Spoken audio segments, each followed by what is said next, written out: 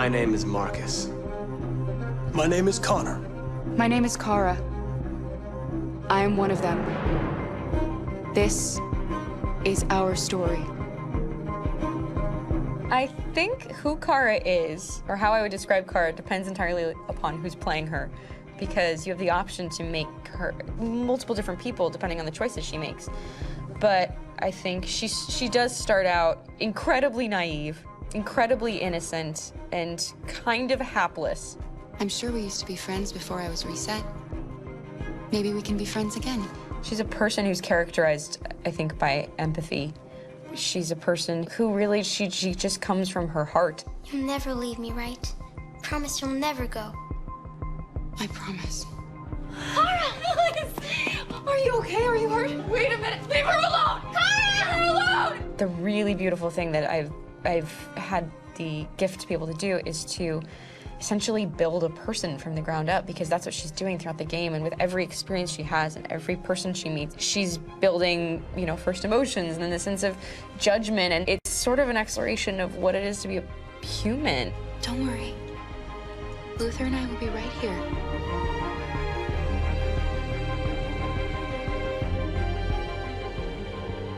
David and the creators have painted a really intriguing and engaging picture of a near future where we rely upon androids for a lot of our service class business, or the class that serves us, that helps us, that handles our baristas and our drivers and our housemaids. And what is humanity, where we tap into it, how and why we treat each other the way that we do.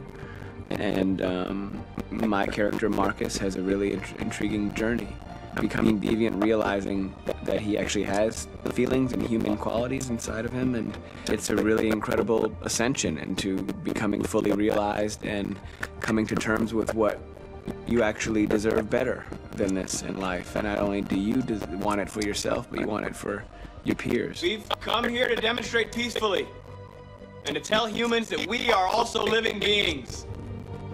All we want is to live free. You know what? This thing, Dad, is not your son. It's a fucking machine! I think that a group that feels marginalized, feels disenfranchised, feels like they deserve and have earned access to themselves and the environment around them, and are trying to figure out a way to articulate how to get freedom. Connor is analytical. Connor takes things literally. He starts in the beginning place where he's very mechanical. He feels nothing inside, of course, and it's all just a system, a protocol that he is executing to get whatever he wants to happen, which is help humans stop deviants and to find the link between deviant androids. You were designed to serve humans, not kill them. What was I designed to be? Their slave? Their toy? Just say I killed him. Is it that hard to say? Stop it! Stop! But of course, over the course of the story, and depending on the player's choices, Connor can grow in many different ways. He can deviate from that procedure or not. A moment of truth, Hank. Am I a living being? Or just a machine?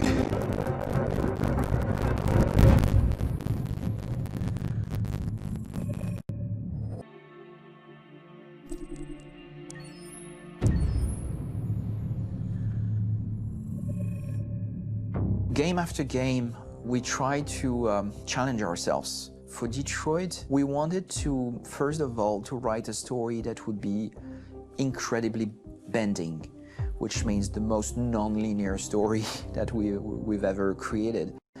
And we wanted really the player to have the possibility to change the story, change his own journey. When you're writing at Quantic, you're writing for an interactive medium. You know, when you're working in television, you'll put a character in a difficult situation, and you as a writing team will argue about what would that character do. But ultimately you have to decide what happens, and you just show the audience. What's interesting about interactive drama is you bring the player into that conversation, and it changes your job slightly as a writer, because your job is to provide a narrative context in which the player can write his own story. You're giving him this kind of narrative Lego that he's going to snap together into his own shape. You also have the ability to make your audience attach themselves to your characters, because the audience is in some sense responsible for what happens to the characters. It's just a few cans.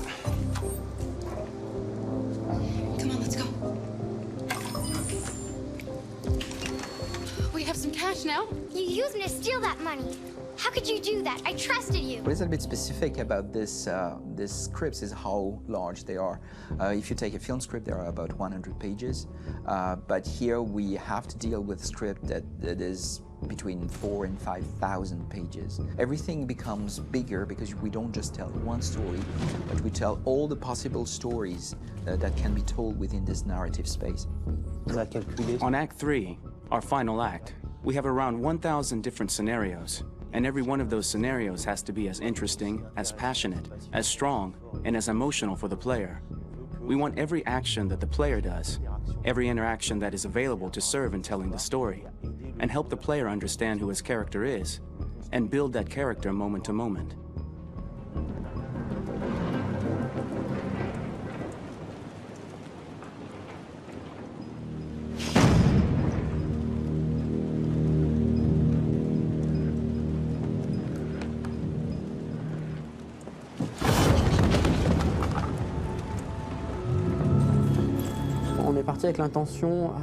We started with the intention pretty early on that we would never lie to the player.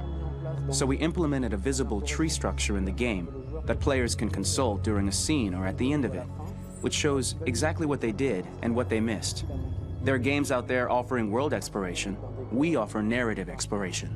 You know, keeping control of such a wide and large story is a huge challenge. So same thing when you shoot with actors, because you will need to shoot many different versions of each dialogue, of each scene. For actors, it's a huge, huge challenge. Because of the style of the game, you have so many different ways that the character can go.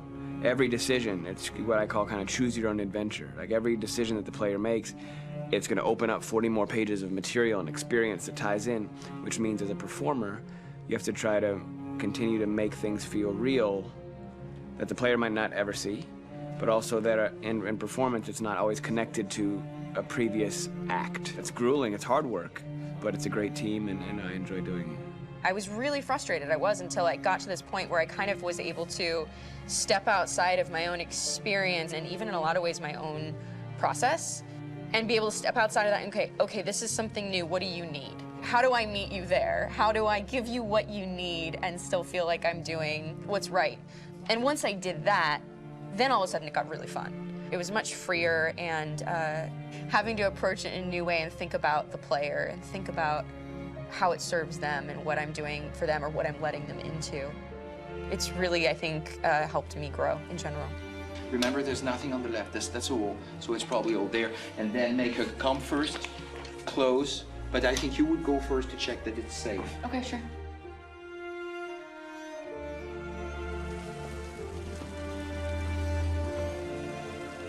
The most enjoyable thing about working in performance capture on this kind of project is that if I shot a film, I would get to do one of these endings. I get to do so many different things as Connor. Your head goes all over the place because you're trying to keep track of basically 4 different storylines for each different response. What's the name of my dog? Buddy? Scout. I think it's Jack. I can't remember. So I worked with physicality a lot because it was a good way to anchor myself in these different rings of the tree. As the story grows out, I know where that is physically in my body, and then I can switch more continually on set, and it'll be entirely up to the player to determine what order those things come out and what they look like from a distance. Like if you're playing through it, the culmination of all of that will be their version of Connor. I'm faster than you, and I don't feel pain. You don't stand a chance against me.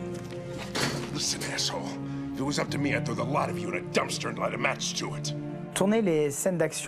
Shooting action scenes at Quantic Dream is a real challenge because these are scenes where the storytelling has to continue. It's not an action scene just to have a dose of adrenaline. The stunts have huge consequences on the rest of the story.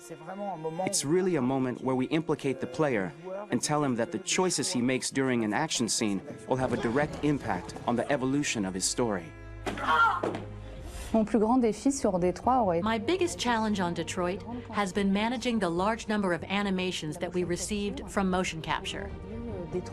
Detroit features more than 37,000 animations, which is a huge amount to handle on a daily basis. Donc il faut prendre conscience que You have to realize that the player, in his first playthrough, will miss certain scenes. This also means that we had to think of, conceive, and produce all the potential story paths. The characters' costumes, the places, day or night, the weather. Did the character get shot in the shoulder? Did he get injured? All this consistency forced us to produce a lot of graphic assets in order to, quite simply, allow the player to have true continuity throughout the story.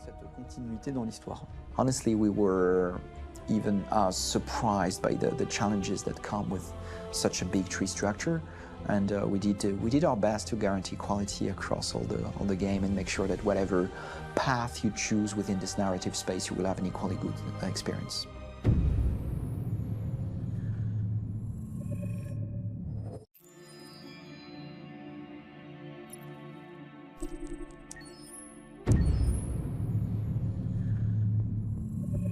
Detroit Become Human was produced over a period of 4 years. Here in Paris, we have a team of about 180 people. And to that, we need to add also all the outsourcing with our partners in the Philippines, in China, Vietnam, and in India. So when we started working on this story, I had to imagine where Kara was built. And for whatever reason, the city of Detroit came very quickly to my mind because it had already an incredible story by itself, full of history and themes. So we traveled there with the team, and we were really moved by what we saw, and we could really feel the desire to fight and really be born again. And we just continued this curve, this growth, and just imagine what Detroit would be like if the Android industry was, using these huge factories to build androids there. A very strong element in Detroit is that there's a lot of industrial wasteland and a lot of nature too, and for us, the graphic designers, it was an incredible playground. The destroyed zones which we wanted to preserve, we appropriated them to turn into something else. Then in the areas that needed to be rebuilt, we were able to imagine our Detroit of the future. We didn't want to make a science fiction universe, but a world of anticipation. If we chose science fiction, we could have imagined flying cars, extraterrestrials, but those things are very far from our current everyday life. Anticipation is more about gleaning from our contemporary reality, the one we know, because Detroit is set in 2038, and 2038 is tomorrow. The difficulty we have is sticking to reality. That is to say, technology becoming more and more invisible, a lot more elegant, and at the same time, making it visual. So all the computer equipment, autonomous cars, we simply had to invent. They are in fact very technological objects, but at the same time remain very credible and ingrained in reality. To create a cohesive universe in the fashion and clothing of the human characters in 2038, I didn't want to put an accent on strange shapes, or really vibrant colors, and things we wouldn't know. That I wanted to keep for the androids. The goal was to create something familiar which we can identify with in this future setting. Working on the artistic direction for the androids was a bit special because this is a project about the place they could occupy in the human world. It was out of the question for them to be too beautiful or too perfect. They had to correspond to every social class, rich and poor. Inspired by everyday utilitarian clothes, I brought a modern touch by adding dynamic display surfaces, the armband we can see on the side, the triangle on the front and back, an LED. Like that, there's no confusion. Wait. You're sending an android? All right, ma'am. We need to go. You can't do that. Why aren't you sending a real person? Once we cast the actors, we travel to meet them in order to scan their faces. We record the structure of their face with the scan. And we record the colors and patches of skin with photography. Once we have this information, we will use this as a basis for modeling and creating the characters. The artist will make it more realistic, but will also enrich it. He will propose ideas which we will develop together. Finally, we will have a character with character who corresponds to the project and the world. When the actors come to Quantic Dream, we show them the design, what their image will be, and what they will look like in the game. This extra information gives them another dimension and color to connect with emotionally. It helps them think about how to play their character. Your mission. That's all you care about, huh? You should consult a professional who can help you. Beat it, you hear me? Get the hell out of here! So there are 3 types of shoots at Quantic Dream. Shooting and performance capture, where you capture the whole actor, his voice, his face, and his body. These shoots are obviously done with American actors because the game's original version is in American English. After that, there are the body-only shoots, representing around 250 days of filming, while the performance capture is 100 days of filming. Now, body-only shoots, there are 2 types. There are the action shoots and the technical shoots, which are mokit shoots. Mokit is when the player controls a character on the screen, and he moves in an environment to explore it. This is of particular importance at Quantic Dream, and therefore we shoot a lot to offer a unique context for each scene and each character. To prepare a motion capture shoot, we first get together to look at the sets we need, the animations that we want to shoot, which ones need to be grouped together, or which ones need to be cut and shot at another time, so that we get the most out of the shooting day. This often means shooting scenes out of order, especially those with big props or accessories, like a big car, for example. So we shoot all the animations related to that particular prop first.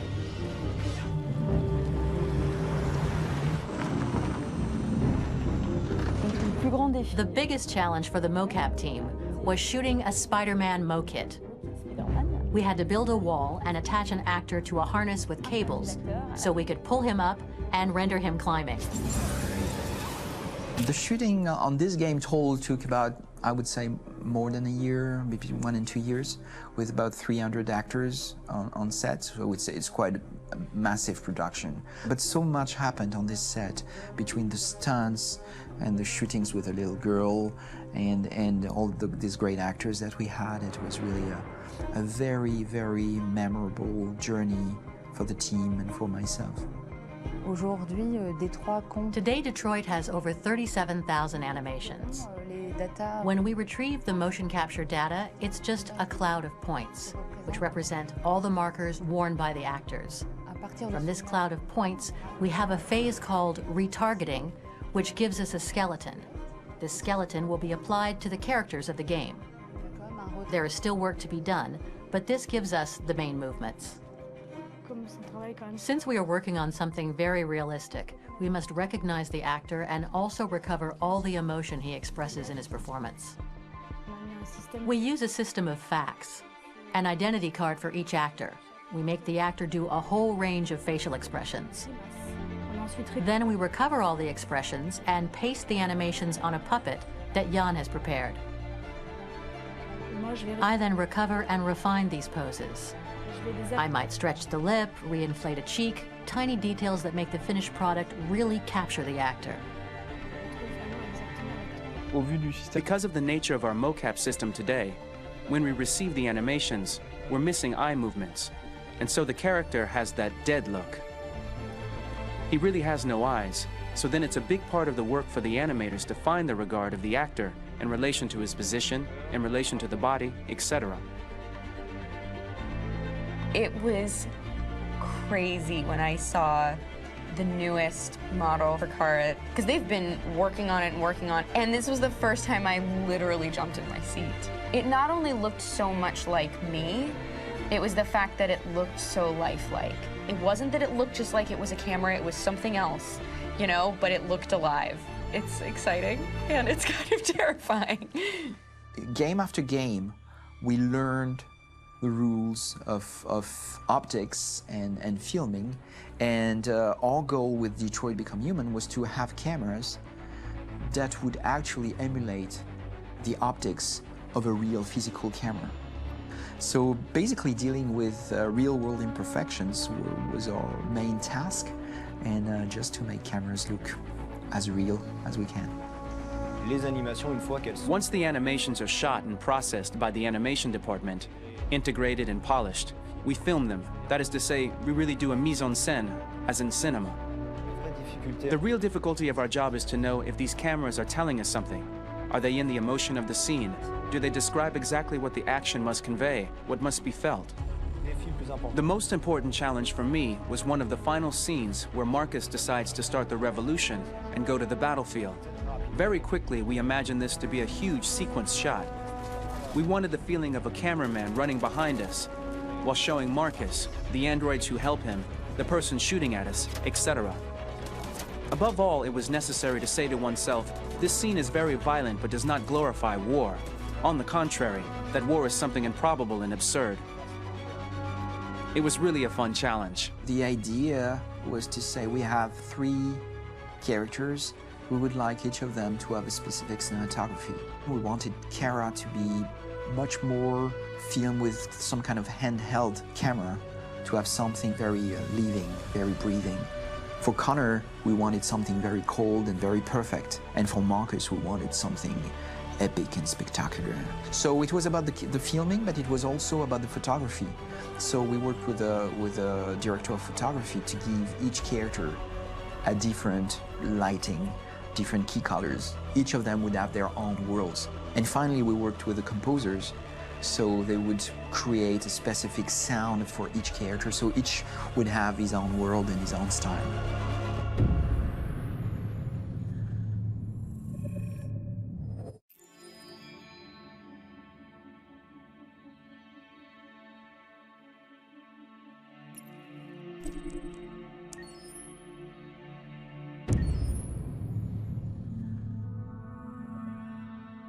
Pour la bande originale du jeu, on a essayé d'être... For the soundtrack of the game, we tried to be very close to what is done in film. We were constantly asking at each place in the game, why are we putting music here? What is it going to say? So we focused the music on bringing emotion, which is interactive, and supports the character's arc. I'm sorry, honey. I'm sorry. I'm sorry. You know I love you, don't you? You know I love you. We make games that are very narrative. We're really into interactive drama, so the soundtrack also had to go in that direction, supporting the 3 characters' very different stories. We really wanted 3 colors, 3 musical sound identities, and from there, having 3 composers made sense, since the story of Kara, Markus, and Connor are all completely different.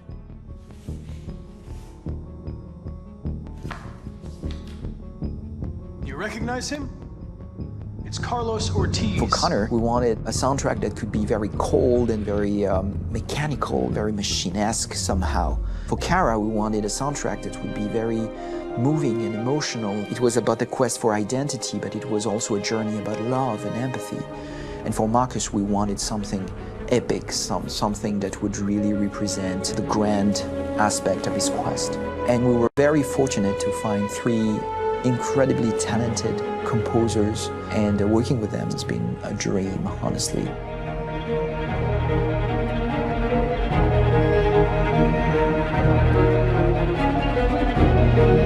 My name is Philip Shepherd and I'm a composer and a cellist and a producer, and today we're at Abbey Road Studio 1, which is my favourite studio in the world, and today we're recording the soundtrack for Kara from Become Human.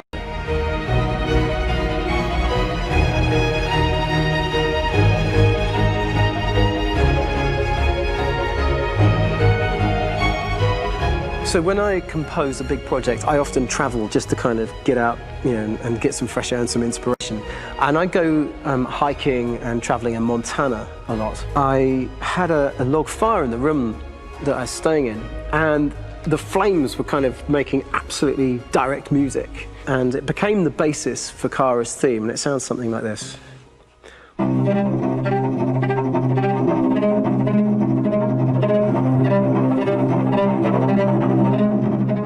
Now, over the top of that, I found a little theme that just seemed to fit over the top, which is taking Kara's name, Kara, and just using like a 2-syllable motif, and it sounds like this.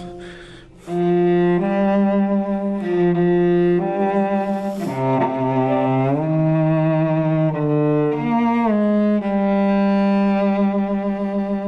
going to pull through this, Alice. As long as we're together, nothing can hurt us.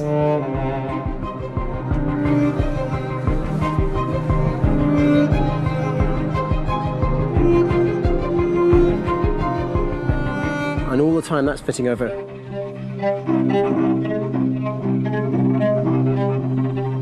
So it kind of works in lots of levels. And in fact, every single theme in the score has one of those elements built into it, and it becomes sort of the DNA of every single tune.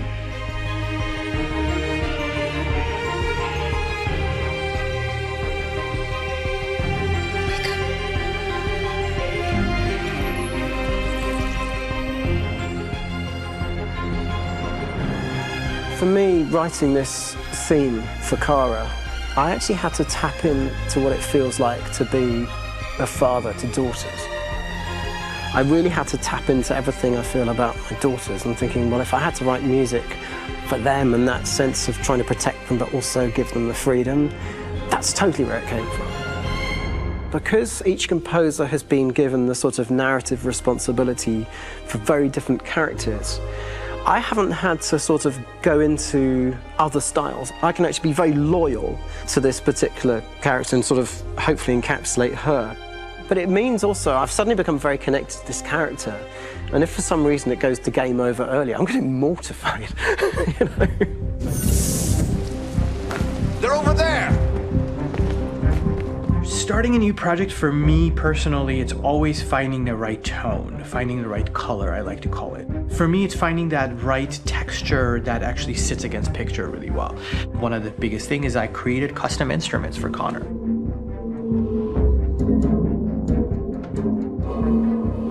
I pulled out all my vintage synthesizers to be able to capture this robotic person, if you will. My approach to all of these custom instruments is that I hear the sound in my head. And either I could just come into the piano and just be like, all right, so I'm gonna just get on the computer and just create it. I rather be able to play these instruments physically. Oh, that's nice. If you can do the...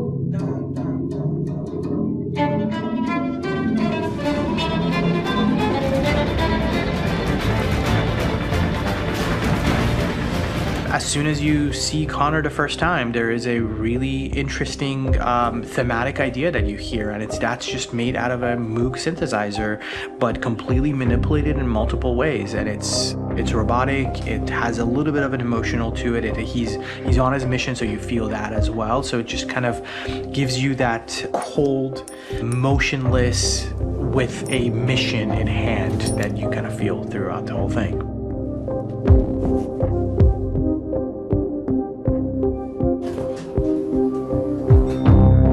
Because the music evolved, one of the things that I was very weary and I was very kind of focused on was the way that the music has to evolve. So my idea behind it was that Connor is a singular android that could at any point become a deviant or could actually stay as an android. So I created a more or less an Connor theme, and then I was able to just manipulate it in different aspects of it. Is everything okay, Lieutenant? Chris was on patrol last night. He was attacked by a bunch of deviants. I'm a human being writing for a robot. And throughout Connor's journey, he meets someone, he meets a partner. So how do you deal with a robot feeling? And I've met a partner that I'm gonna work with, or all of a sudden he sees a dead body. Does this robot have an imagination? Does this robot have a feeling? And if yes, how do you translate that into non-emotional music?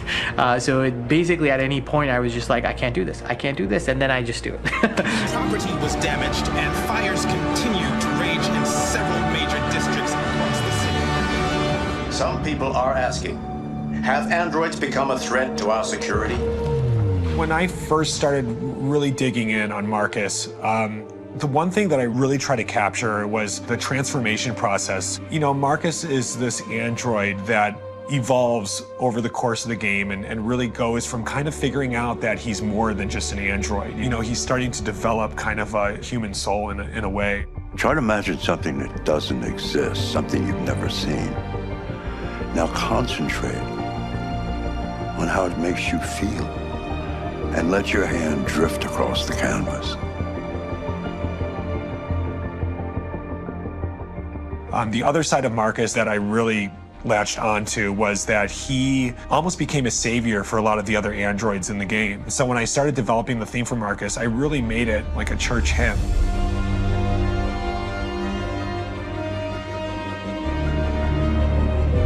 wanted to be very simple. I wanted to make it a chordal melody. I really wanted to make it almost like a Bach hymn. The tough thing with that is it had to be recognizable. If I made it too complex from a harmonic standpoint, it would be hard, I think, for people to kind of pick it out and recognize it. It's very acoustic derived, but it's also been treated with a lot of effects and things to kind of put it into the space that I felt the sound should be in. It can be beautiful, it can be haunting, it can be extremely powerful from an action standpoint, and I'm really happy with the way it turned out. The music is there, but it's subliminal and it's emotional, and people are feeling it, and it's not distracting. And that's tricky with a game like this, where you have to have a lot of ins and outs like that, where the music kind of has to get in and out of these moments. This is a war we're fighting with the humans. If we fail, they'll destroy us. I think the game's been put together so well, where I just wanted to make sure that I wasn't ruining the emotion.